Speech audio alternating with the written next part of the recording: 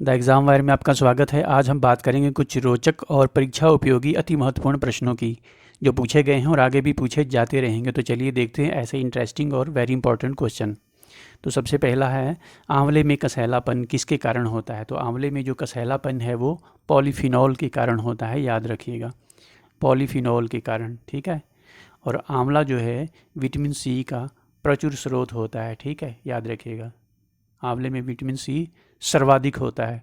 और यदि सप्ताह में सिर्फ एक बार आंवले का सेवन किया जाए तो पूरे सप्ताह की पूर्ति हो जाती है। ठीक है। और आंवला जो है एंटीऑक्सीडेंट होता है, यदि इसका सेवन करते रहें तो व्यक्ति यंग बना रहता है। ठीक है।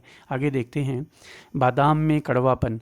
बादाम में जो कड़वापन है वो इमाइलेडिन के कारण होता है। ठीक है, वेरी इंपॉर्टेंट है, याद रखिएगा, इमाइलेडिन के कारण। आगे देखते हैं, करेले में कड़वाहट। ठीक है, करेले में जो कड़वाहट होती है वो मोमोर्डिकोसाइड के कारण होती है। ठीक है, मोमोर्डिकोसाइड के कारण। करेला भले ही कड़वा होता है लेकिन सेहत के लिए ये काफ़ी अच्छा होता है, खास करके शुगर के मरीजों के लिए। ठीक है। आगे देखते हैं, बेल में लसलसाहट। तो बेल में जो लसलसाहट होती है वो मार्मेलोसिन के कारण होती है, याद रखिएगा, मार्मेलोसिन। ठीक है। और बेल का शरबत जो है गर्मियों में पेट के लिए रामबाण होता है। ठीक है। नीम में कड़वाहट। तो नीम में कड़वाहट जो होती है वो एजा डायरेक्टिन के कारण होती है, एजा डायरेक्टिन के कारण, याद रखिएगा। ठीक है, ये दुर्लभ तथ्य हैं जो हम आपके लिए लेके आए हैं। एजा डायरेक्टिन के कारण नीम में कड़वाहट होती है। और यदि खाली पेट सुबह 5 से 7 पत्तियाँ नीम की सेवन किया जाए तो आपको स्किन की प्रॉब्लम नहीं होती है कभी भी, क्योंकि ये ब्लड को प्योरीफाई करता है। आगे देखते हैं, हल्दी में पीलापन।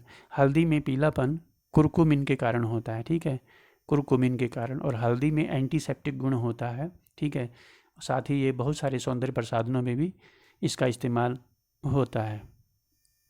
आगे देखेंगे, मिर्च में तीखापन। तो मिर्च में तीखापन जो होता है वो कैप्साइसिन के कारण होता है, याद रखिएगा, कैप्साइसिन के कारण। ठीक है, वेरी इंपॉर्टेंट है, पूछा गया है ये।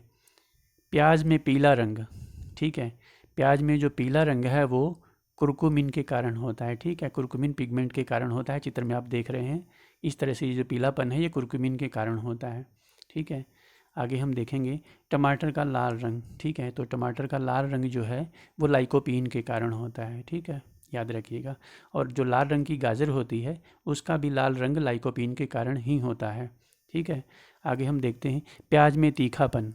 ठीक है, प्याज में जो तीखापन होता है उसका मुख्य कारण एलाइल प्रोपाइल डाइसल्फाइड होता है। ठीक है, इसमें एक रसायन होता है एलाइल प्रोपाइल डाइसल्फाइड। ठीक है, शॉर्ट में आप इसको APD से याद रख सकते हैं। ठीक है, APD। ठीक है, शॉर्ट फॉर्म आपके लिए तब काम करेगी जब आपको पूरा नाम पता होगा। ठीक है, तो प्याज में तीखापन एलाइल प्रोपाइल डाइसल्फाइड के कारण होता है। आगे हम देखेंगे, अंडे में दुर्गंध का कारण। ठीक है, यदि आपने आमलेट बनाया हो तो आपको पता होगा, आसपास पूरा महक जाता है। अंडे में जो दुर्गंध होती है वो हाइड्रोजन सल्फाइड के कारण होती है। ठीक है, हाइड्रोजन सल्फाइड के कारण, वेरी इंपॉर्टेंट है। आगे हम देखते हैं, दूध में मिठास का कारण। तो दूध में जो मिठास होती है वो इसके भीतर एक नेचुरल शर्करा होती है। ठीक है, नेचुरल शर्करा पाई जाती है जिसके कारण दूध मीठा होता है। ठीक है, लैक्टोज के कारण दूध मीठा होता है। ठीक है। आगे हम देखते हैं, दूध में खटास का कारण। मिठास तो आपने देखी, खटास का कारण क्या है? तो खटास का कारण होता है लैक्टिक एसिड या लैक्टिक अम्ल। और ये खराब होता कैसे है दूध? तो दूध का खराब होना लैक्टोबैसिलस के कारण होता है, याद रखिएगा। एक जीवाणु होता है या जिसे बैक्टीरिया भी कहते हैं, लैक्टोबैसिलस, इसके कारण होता है। ठीक है, ये क्या करता है, दूध की जो शर्करा होती है, दूध के भीतर जो नेचुरल शर्करा होती है अभी ऊपर बताया था, उस शर्करा को ये लैक्टिक एसिड में बदल देता है जिससे दूध खराब हो जाता है। ठीक है। आगे हम देखते हैं, दूध में सफ़ेद रंग का कारण। ठीक है, दूध के सफ़ेद रंग का कारण जो है कैसीन होता है। ठीक है, और कैसीन क्या होता है? कैसीन एक प्रोटीन होता है। ठीक है, कैसा प्रोटीन है ये? फास्फोप्रोटीन है। ठीक है, याद रखिएगा, कैसीन एक फास्फोप्रोटीन होता है जिसके कारण दूध का रंग सफ़ेद होता है। आगे हम देखते हैं गाय के दूध के हल्के पीले रंग का कारण क्या होता है। तो गाय के दूध के हल्के पीले रंग का कारण कैरोटीन होता है, ठीक है। और ये बहुत ही पोषक तत्व होता है। गाय का दूध अपने आप में बहुत पोषकता लिए हुए होता है। बच्चों के लिए ये काफ़ी बुद्धिवर्धक होता है।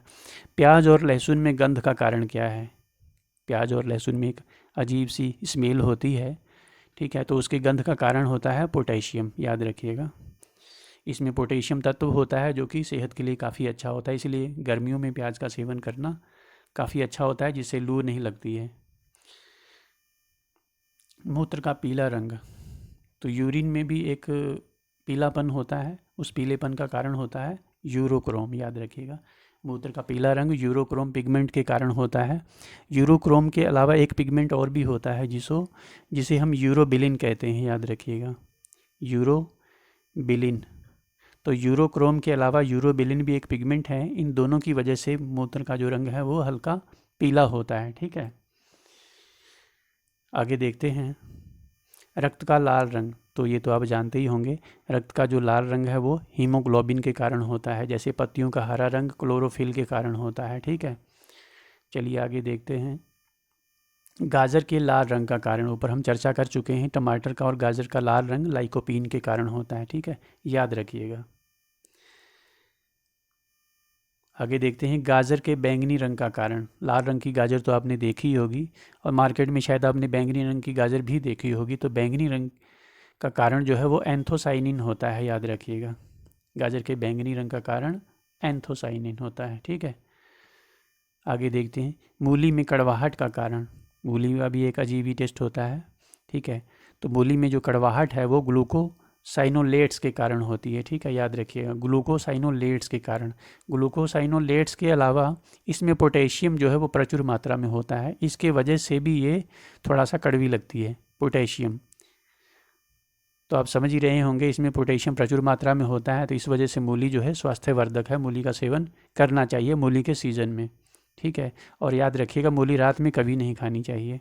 आगे तो ये थे साइंस के परीक्षा उपयोगी अति महत्वपूर्ण प्रश्न। हमारे चैनल पर आपको एग्ज़ाम ओरिएंटेड एथॉन्टिक स्टडी मटेरियल ही प्रोवाइड कराया जाता है, जिससे आपका समय और पैसा दोनों ही बचे। यदि चैनल को सब्सक्राइब नहीं किया है तो सब्सक्राइब अवश्य कर लीजिएगा, साथ ही बेल आइकन को भी प्रेस कर दीजिएगा। वीडियो को देखने के लिए आपका बहुत बहुत धन्यवाद। आपका दिन शुभ हो। Subscribe now and press the bell icon. Never miss an update.